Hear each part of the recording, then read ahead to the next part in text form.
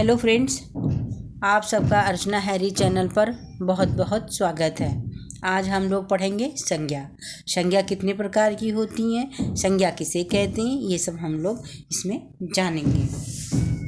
चलिए, संसार में प्रत्येक वस्तुओं के नाम होते हैं और यही नाम शब्द हैं संज्ञा। मतलब संसार में प्रत्येक वस्तुओं के कोई ना कोई नाम होता है, उसी नाम को हम संज्ञा कहते हैं। जैसे किसी व्यक्ति, वस्तु, स्थान, भाव आदि के नाम को संज्ञा कहते हैं। किसी व्यक्ति जैसे राम, श्याम, मोहन, गीता। किसी वस्तु जैसे मेज, कुर्सी, पेन। और किसी स्थान जैसे आगरा, दिल्ली, बनारस। और भाव जैसे ममत्व, बचपना, ये सब को संज्ञा कहते हैं। आइए देखते हैं संज्ञा कितने प्रकार की होती हैं। संज्ञा मुख्यतः 3 प्रकार की होती हैं: व्यक्तिवाचक संज्ञा, जातिवाचक संज्ञा, भाववाचक संज्ञा। व्यक्तिवाचक संज्ञा जैसे मैं दिल्ली घूमने गया था, तो ये दिल्ली क्या है? अभी आपने देखा परिभाषा में कि किसी स्थान के नाम को, तो दिल्ली क्या है? स्थान है, इसलिए यह इसमें व्यक्तिवाचक संज्ञा है। क्योंकि दिल्ली जो है पर्टिकुलर एक स्थान को संबोधन कर रहा है, इसलिए दिल्ली जो है व्यक्तिवाचक संज्ञा होगी। राकेश किसी व्यक्ति का नाम है जो अकेला है, मतलब एक व्यक्ति, स्पेशल व्यक्ति। जैसे कोई अगर हम जैसे बोल देंगे बालक, तो बालक में सारे बालक आ जाएंगे।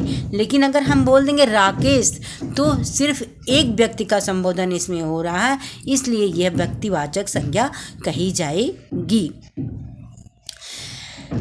देखिए परिभाषा क्या होती है व्यक्तिवाचक संज्ञा की। जिस संज्ञा शब्द से किसी विशेष व्यक्ति, जैसे मैंने आपको बताया, विशेष व्यक्ति, वस्तु या स्थान का बोध हो, उसे व्यक्तिवाचक संज्ञा कहते हैं। जिस संज्ञा शब्द से किसी विशेष व्यक्ति जैसे राम, सीता, मोहन, गीता, किसी वस्तु, पेन, बुक, किताब आदि जैसे स्थान आगरा, दिल्ली, बनारस का बोध हो, उसे व्यक्तिवाचक संज्ञा कहते हैं। ठीक, अब आते हैं जातिवाचक संज्ञा पे। देखते हैं उदाहरण से हम लोग। कक्षा में छात्रों ने शोर मचाया।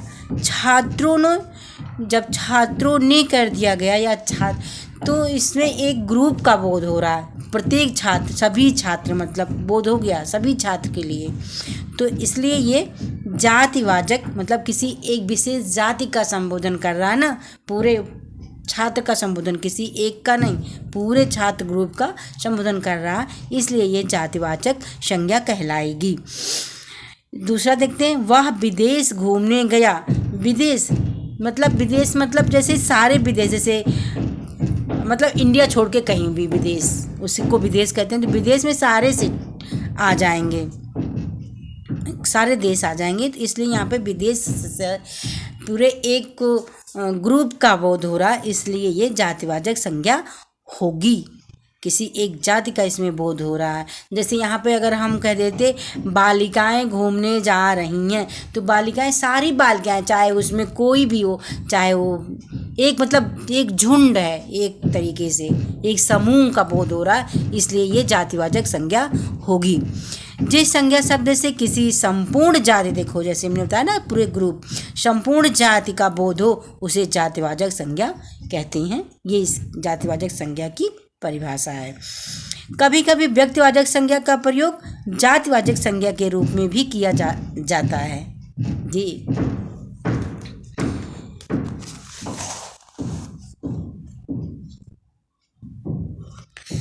जैसे हमारे देश में विभीषणों की आज भी कमी नहीं है।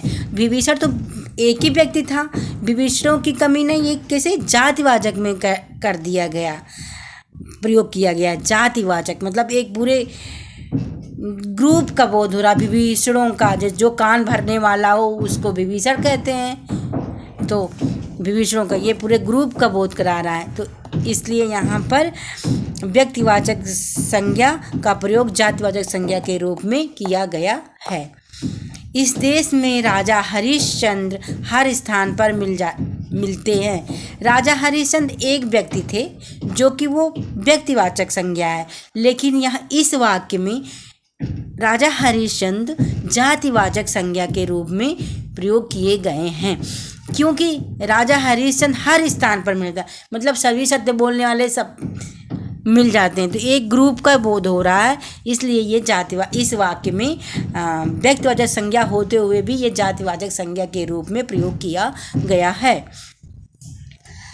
और ये भी सुनिए, जातिवाचक संज्ञा जो होती है वो हमेशा बहुवचन में ही लिखा जाता है। जातिवाचक संज्ञा का प्रयोग हमेशा बहुवचन के रूप में होता है, वो सिंगल नहीं होता है। आइए अब देखते हैं भाववाचक संज्ञा।